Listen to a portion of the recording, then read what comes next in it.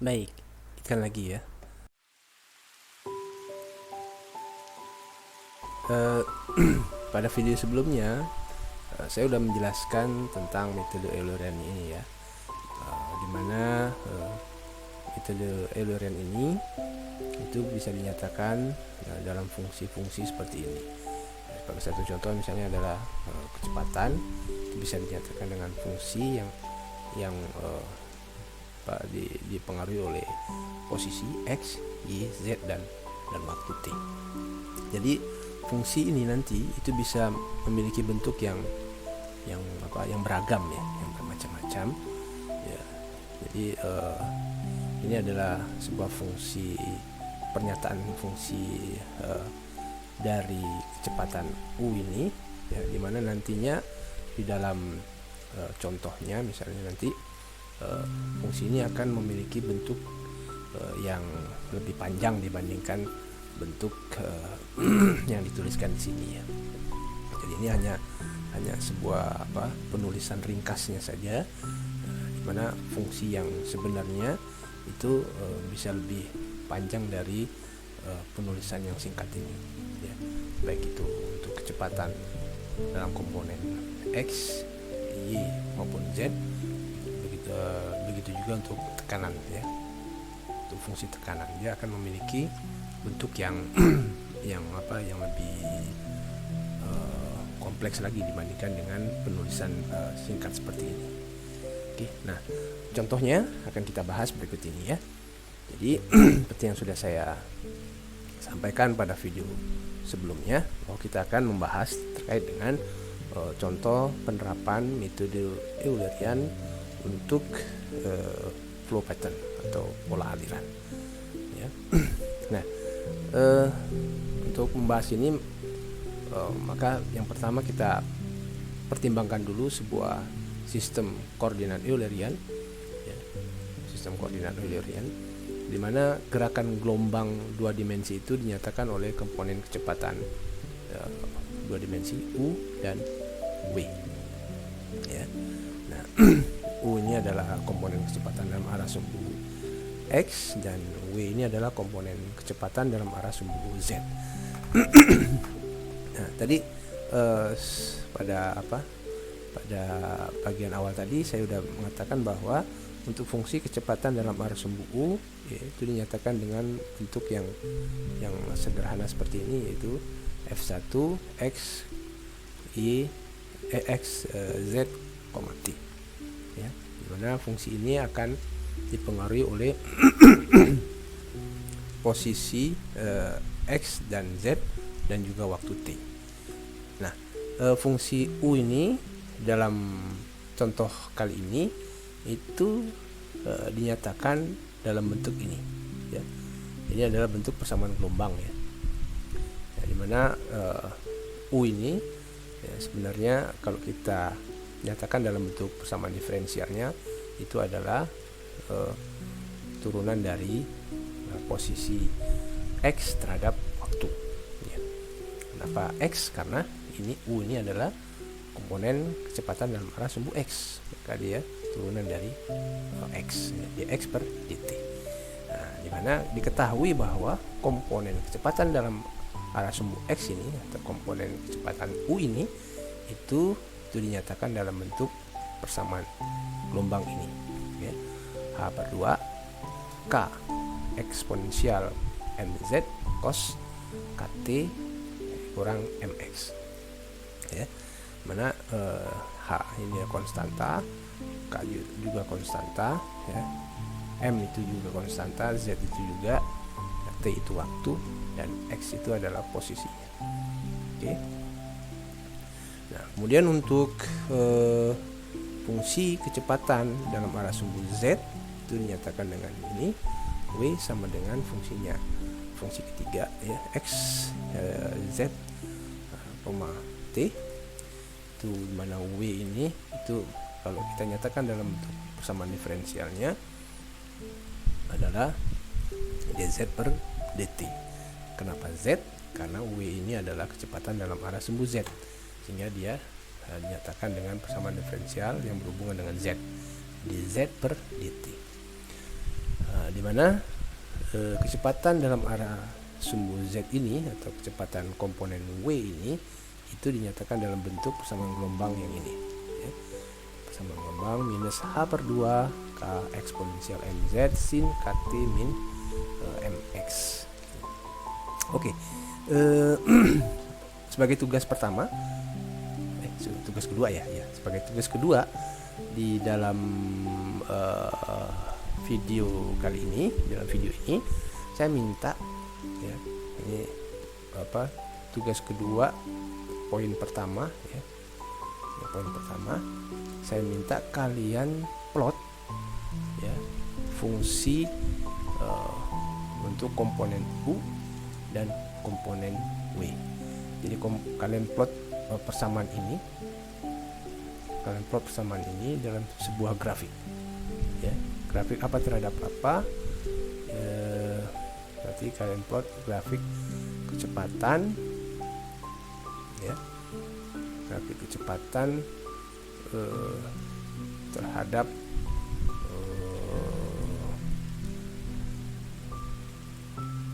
posisi ya, grafik kecepatan terhadap posisi. Jadi di sini adalah U ya, U atau W di sini ya. Kemudian di sini adalah X-nya, X atau Z. Oke. Nah, nanti kalian bisa lihat ya bagaimana bentuk kurvanya ya, bentuk kurvanya seperti apa.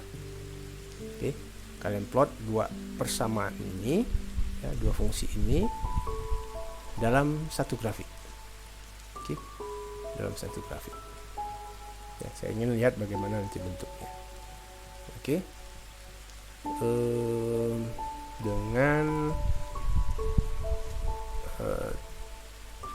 T-nya oke, dengan T-nya itu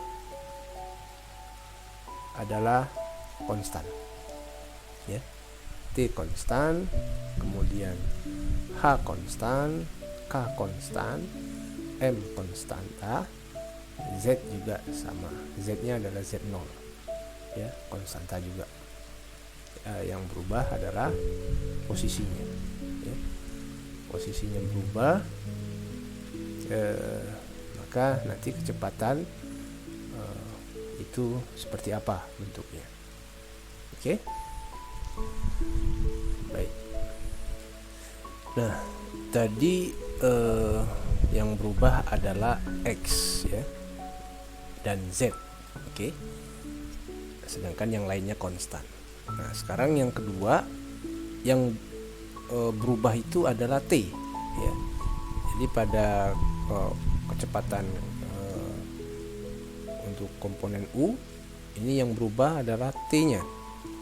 Berubah T pada saat X-nya sama dengan 1 ya, pada saat X-nya sama dengan 1, jadi X-nya tetap ya, X-nya sama dengan 1. Kemudian untuk kecepatan dalam arah sumbu Z atau kecepatan komponen W ini sama juga, T-nya juga berubah ya. T-nya bervariasi tapi Z-nya ini bukan X ya, ini Z seharusnya ya.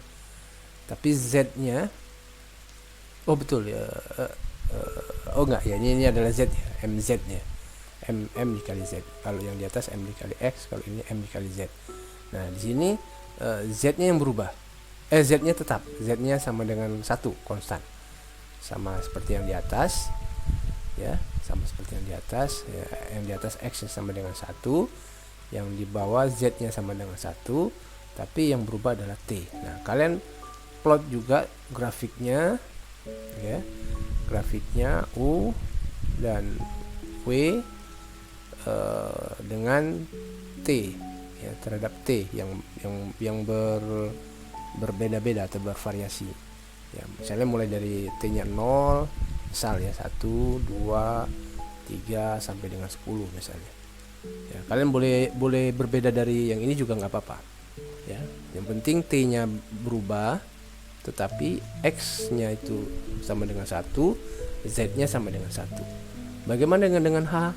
Bagaimana dengan K, M, dan Z, dan K yang ini? Bagaimana? Nah, itu juga konstan. Konstan juga itu bisa kalian tentukan sendiri ya. Mau kalian tentukan dia sebagai 2, misalnya kan hanya 2, berarti 2/2 jadi 1, K-nya sama dengan 1, nggak ada masalah. M-nya juga sama dengan 1, jadi ini eksponensialnya jadi adalah eksponensial 1 ya, dikali cos ya, misalnya K-nya itu 1 ya, berarti cos T ya, dikurang M dikali X, misalnya M-nya 1, X-nya 1, dan yang berbeda itu atau yang berubah-ubah itu adalah T ya. Nah, kalian plot itu ya, untuk tugas poin 2 ya. Tugas kedua pada pertemuan ketiga ini yaitu ada yang pertama, poin 1-nya adalah mengeplot kecepatan komponen U dan W terhadap X dan Z posisinya. Yang kedua atau poin 2 itu adalah mengeplot komponen kecepatan U dan W terhadap variasi waktunya T. Oke, bagaimana bentuknya? Nah, itu nanti kalian tahu sendiri ketika telah selesai mengerjakannya. Baik, kita lanjutkan. Jadi untuk penerapan metode Eulerian ini, maka kita bisa menentukan persamaan untuk streamline ya. Yang persamaan untuk streamline itu bisa diperoleh dari persamaan diferensial ini ya, seperti pada video pertemuan yang kedua yang sudah saya jelaskan sebelumnya ya, bahwa untuk persamaan streamline itu bisa kita tentukan dengan menggunakan persamaan ini, persamaan diferensial ini, dx per u sebagai fungsi dari posisi x, z, waktu awal t0 sama dengan dz per w x, z, t0 ya. Ini untuk mana y-nya, karena kita sedang membahas gerak gelombang 2 dimensi untuk komponen u dan w, sedangkan u itu adalah kecepatan dalam arah sumbu x, w itu kecepatan dalam arah sumbu z, sehingga y-nya nggak ada di sini gitu ya. Ini karena ini untuk kasus 2 dimensi. Oke. Nah, dengan menggunakan persamaan diferensial untuk streamline ini dan kita masukkan persamaan gelombang yang menyatakan dengan kecepatan komponen U dan komponen W ini kita masukkan ke sini. Ini U-nya ini kan, dan W-nya ini, maka kita mendapatkan persamaan yang ini. Oke. Sehingga kita bisa tuliskan ya, gabungan dari persamaan ini dengan 2 persamaan ini itu adalah persamaan yang ini ya, dx, oke, dx per u ya, sebagai fungsi x, z, t0 itu u-nya adalah yang ini, maka kita bisa tuliskan u-nya adalah ini kan, kita tuliskan h per 2. Kok ada k-nya pak? Ya, karena ini k-nya tadi ditaruh di depan, ini kan k-nya di belakang nih. Sekarang di dalam persamaan ini k-nya kita letakkan di depan ya. Kenapa harus di depan pak? Ya nggak masalah, di sini juga nggak ada masalah ya, silakan saja. Berarti kita tuliskan k h per 2 eksponensial mz cos k t0 dikurang mx. Oke. Nah, coba kalian cek persamaan ini ya, kalian cek persamaan ini itu sama dengan persamaan yang ini. Selanjutnya untuk yang komponen z-nya itu sama dengan kita gunakan persamaan yang ini ya, yang ini kita tuliskan di sini ya, dz. Oke, dz-nya sudah kita tuliskan dibagi dengan kecepatan komponen w. Kecepatan komponen w itu adalah yang ini ya. Nah, yang persamaan ini kita tulis di sini. Oke, kalian cek sama kan? Sama, ini ada minus k h per 2 eksponensial mz sin, oke, ini sin kan, sin ya, KT0 dikurang MZ ya. KT0 dikurang MZ ini. Oke. Baik. Nah, ini persamaan ini kalau kita selesaikan ya, yang bagian penyebutnya itu kita pindah ruaskan ke sini ya, sehingga dia akan menjadi apa nih? Dia akan menjadi minus ya. Kalau kita tuliskan di sini minus K H/2 oke, dikali E pangkat MZ ya, kemudian sin ya K T0 dikurang MZ dikali dx ini. Oke, sama dengan dz. Jadi kita mau menentukan dz-nya, kita ingin menentukan z-nya ya. Nah, sehingga dz ini sama dengan minus K H/2 eksponensial MZ sin KT0 minus MZ dx dibagi dengan K H/2 eksponensial MZ cos KT0 dikurang MX. Oke. Ini di atasnya adalah minus K H/2 eksponensial MZ, di bawahnya K H/2 eksponensial MZ, sama kita bisa coret ya. Ini di atasnya tinggal sin KT0 dikurang MZ dibagi penyebutnya adalah cos KT0 min MZ ya, MX ya. Oke, kayaknya memang MX ya, bukan MZ ya. Ini udah betul ini bukan MZ tapi MX ya. Nah,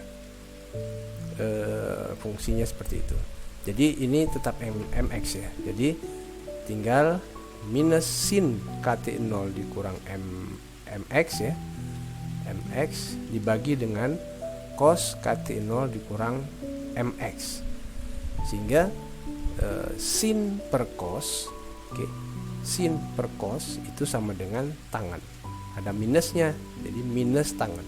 Jadi hasilnya adalah minus tangen ya, KT0 dikurang MX ya, KT0 dikurang MX. Oke, mungkin saya ingin bahas kenapa ini bukan Z Pak ya, karena ini fungsinya ya, ini fungsi yang diketahui bahwa untuk komponen kecepatan dalam arah sumbu Z itu adalah kita tahu dia sinnya tetap sama ya, sin KT min MX, di sini juga cos dalamnya juga sama, KT min MX ya. Itu. Sedangkan Pak di sini kok ini KT0, di sini kok KT Pak ya, karena di sini fungsi kecepatannya untuk persamaan streamline ini ya, ditentukan pada waktu T0. Jadi T-nya adalah T0. Jadi T yang ini ya, T yang ini itu menjadi T0 ya.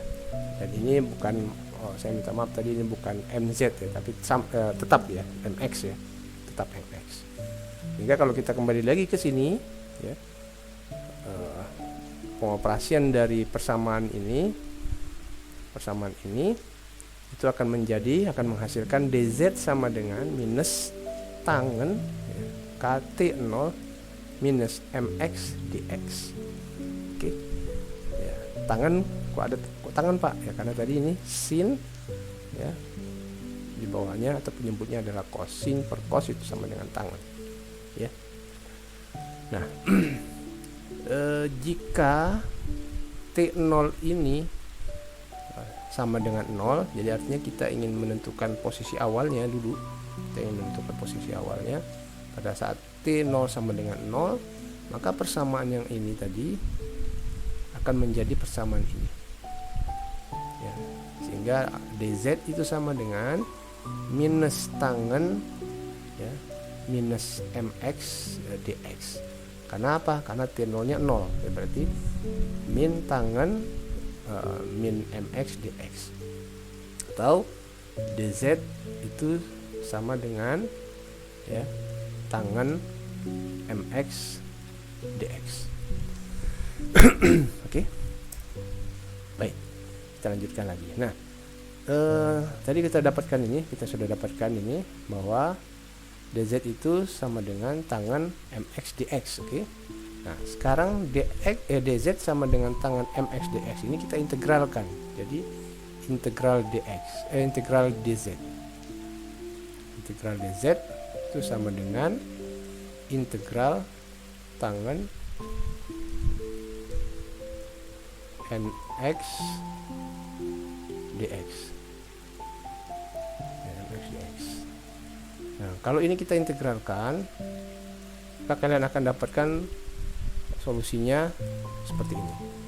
Jadi solusi dari ini adalah eksponensial nz cos mx sama dengan konstan. Oke, kita dapat solusi ini. Nah, solusi ini kalau kalian konstanta yang ada di dalam ini kalian variasikan nilainya, maka streamline-nya itu akan membentuk pola umum seperti yang diilustrasikan pada gambar ini. Ya, pola umum seperti ini. Tapi ini kan ilustrasi saja. Ya.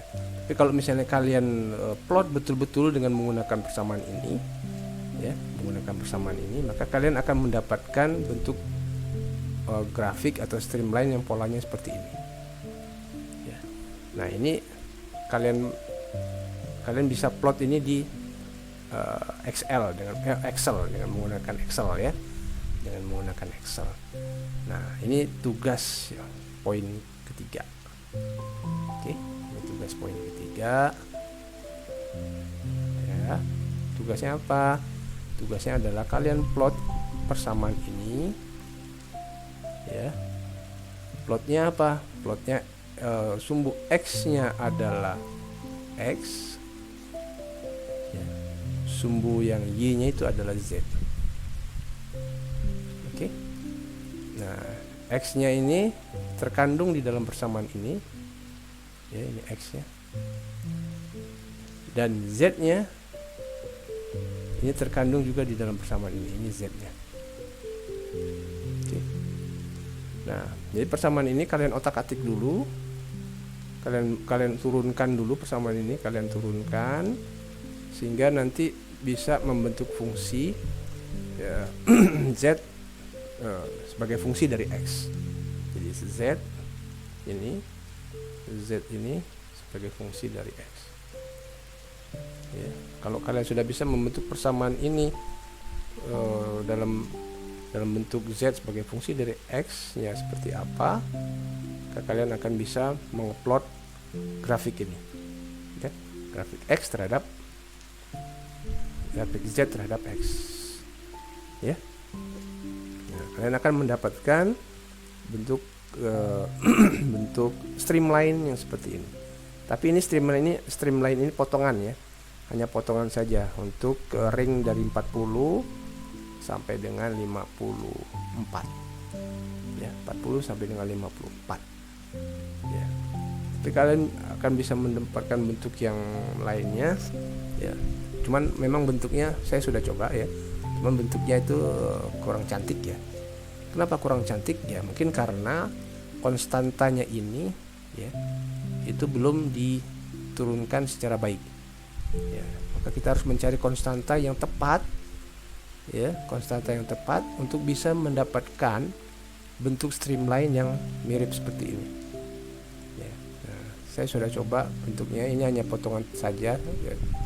Pada ring yang tidak terlalu besar, tapi kalau ringnya ini kalian perbesar maka bentuknya itu kurang cantik, kurang baik. Nanti kalian buktikan sendiri dengan cara mengupload persamaan ini ya, z sebagai fungsi dari x, itu kata kuncinya ya, z sebagai fungsi dari x, maka kalian akan dapatkan bentuk streamline seperti ini. Jadi streamline ini jadi streamline ini untuk ada 3 x yang berbeda Ini ada yang ini untuk X1, X2, X3. Jadi ada 3X, jadi ada 3 kolom X yang berbeda. Ya. Itu ya.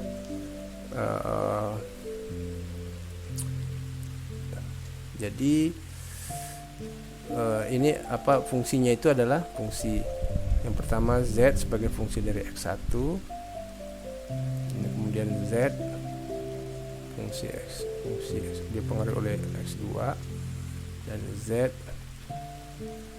dipengaruhi oleh X3 ya. Gitu ya. Jadi nanti itu kalian buat kalian plot ya. Bagaimana dengan konstanta-konstanta yang lain, Pak? M-nya berapa, Pak? Kemudian konstanta C-nya berapa, Pak? Itu silakan saja kalian sesuaikan saja sendiri ya.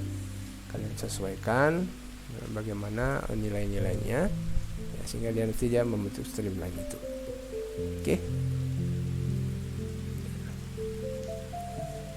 Baik, kita lanjutkan lagi. Kalau misalnya nanti ada yang kurang jelas, bisa ditanyakan nanti melalui grup ya, grup WhatsApp. Nah, lanjutkan.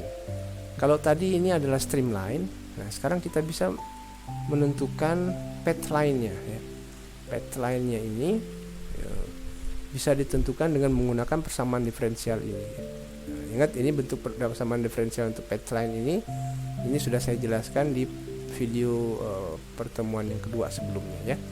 Bisa kita nyatakan dengan dx per u sebagai fungsi x, z, dan t itu sama dengan dz per w sebagai fungsi x, z, t sama dengan dt waktunya, perubahan waktunya, mana t adalah variabel. Nah, jika diasumsikan bahwa x dan z itu berbeda sedikit dari beberapa nilai yang diberikan x0 dan z0, maka persamaan diferensial untuk pendekatan pertama itu bisa kita nyatakan dengan persamaan ini.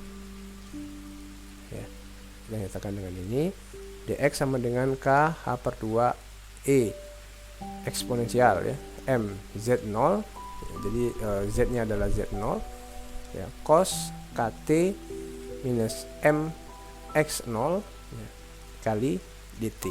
Nah, di sini ada dt nih. Ya, kalau yang tadi nggak ada dt kan? Nggak ada dt-nya. Karena ini kita mau menentukan path line. Oke. Kita lihat belakang tadi, ulangi lagi. Nah, di sini nggak ada dt ya. Kalau yang ini ada dt-nya. Sehingga kita bisa menuliskan ini dx ya. Dx itu sebenarnya perubahan posisinya, maka dx ini bisa kita tuliskan dalam bentuk seperti ini. Ya, x sama x dikurang xi ya, atau x dikurang x ke i itu sama dengan h per 2 eksponensial mz0 ya, sin ya, k t minus mx0 ya, berarti ini kita diferensialkan ya, kita selesaikan ini dx ini kan, ini persamaan, kita integralkan, ini persamaan ini diferensial ini kita integralkan sehingga kita mendapatkan solusi seperti ini. Oke. Nah, begitu juga dengan cara yang sama ya untuk dz ya. Dz itu juga kita dapatkan solusinya ini. Solusinya adalah z minus zi sama dengan h per 2 eksponensial mz0 cos ya kt minus mx0 ya. Ini kalau ini adalah untuk x nya kita integralkan ya, integral cos. Berarti kalau yang ini tadi integral sin ya. Ini sebelumnya kalau boleh saya tuliskan ini dz ya, dz itu sama dengan k h per 2 e eksponensial m z0 kalau ini x, dx itu adalah cos, kalau yang dz nya adalah sin. Oke, sin saya tulis di bawahnya, sin kt ya, minus mx0 dt ya, itu untuk dz. Dan ini kita integralkan ya, terhadap dt tadi, maka kita akan dapatkan solusinya ini. Z min zi sama dengan h per 2 eksponensial mz0 cos kt min mx0. Nah, untuk mengeliminasi t ini ya, maka kita kuadratkan persamaan ini, persamaan x min x ini dan persamaan z min z ini ya, kita kuadratkan dan kita tambahkan hasilnya, sehingga kita dapatkan bentuk persamaan seperti ini. Jadi x minus xi kuadrat plus z minus zi kuadrat itu sama dengan h per 2 eksponensial mz0 kuadrat. Nah, ini adalah persamaan lingkaran ya.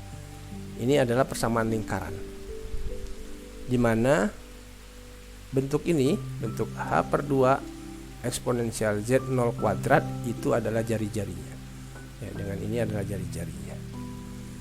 Jadi kalau misalnya kita misalkan pada posisi awal ya, pada xi nya sama dengan x0 ya, dan zi nya sama dengan z0, kemudian ini adalah x0 dan z0 itu dianggap sebagai lokasi partikel Frida yang diam atau lokasi posisi awalnya ya. Kalau kita misalnya anggap xi nya ini adalah x0, ini zi nya adalah z0 ya, atau ini sama dengan 0, ini sama dengan 0, maka kalian akan dapatkan persamaan lingkaran ya, x kuadrat plus z kuadrat sama dengan h per 2 eksponensial mz0 kuadrat ya, dimana ini adalah jari-jarinya ya. Nah, dengan dengan menurunkan persamaan ini, dengan membuat bentuknya z sebagai fungsi dari x ya, maka kalian bisa mendapatkan gambar seperti ini ya, gambar seperti ini. Jadi kalian bisa bentuk ini ya, persamaan ini, persamaan yang ini tadi sebagai z sebagai fungsi dari x. Oke, z sebagai fungsi dari x. Ingat, hati-hati, ini adalah kuadratnya ya. Berarti ini di sini nanti adalah sama dengan adalah akar kan. Ya. Nah, ini persamaan ini ya, ada dua jari-jarinya. Ada dua jari-jari yang berbeda. Yang satu, yang dua. Nah, artinya ini x-nya ini z ini fungsi dari x1 dan z ini fungsi dari x2 ya. Nah, kalian bisa coba-coba x-nya itu lebih dari 2 misalnya ya, x-nya ada 5, itu bisa, silakan saja ya. Itu kalian plot ini untuk poin yang ke tugas untuk poin yang 4 ya, tugas pertemuan ketiga poin 4. Oke, ini juga tugas juga. Nah, kalian plot apa? Plot yang ini dari persamaan ini sudah saya buat bentuknya sama ini. Ketika zi nya sama dengan 0 dan xi nya sama dengan 0, maka persamaannya jadi persamaan seperti ini, persamaan lingkaran ya. Kemudian kalian ubah bentuknya untuk z sebagai fungsi dari x1 dan z sebagai fungsi dari x2 itu ya. Nah, kemudian setelah dapat persamaannya, kalian plot seperti grafik yang ada di sebelah kanan ini. Oke. Nah, baik, kalau misalnya ada yang nanti kurang jelas, sekali lagi nanti bisa kalian tanyakan di grup ya. Jadi sudah ada 4 tugas ya, ada 4 tugas di dalam pertemuan ketiga ini. Oke, itu ya untuk contoh penerapan metode Eulerian untuk menentukan flow pattern atau pola aliran. Ada dua pola aliran yang kita sudah tentukan, yaitu streamline, ya ini streamline, ini streamline, dan yang kedua adalah path line, ya. Dan dua-duanya itu ditentukan pada satu posisi, ya, pada sebuah posisi. Oke. Ya, mudah-mudahan bisa dipahami ya untuk contoh soal ini.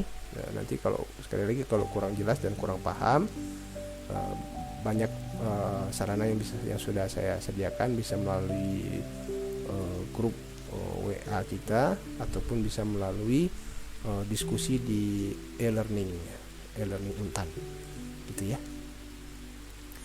Baik, itu tentang contoh penerapan metode Eulerian. Selanjutnya kita akan bahas materi yang lain, yaitu persamaan dasar, ya, persamaan dasar yang mengatur tentang kajian hidrodinamika ini. Tapi untuk penjelasan lebih detail tentang persamaan dasar ini akan saya jelaskan pada video berikutnya.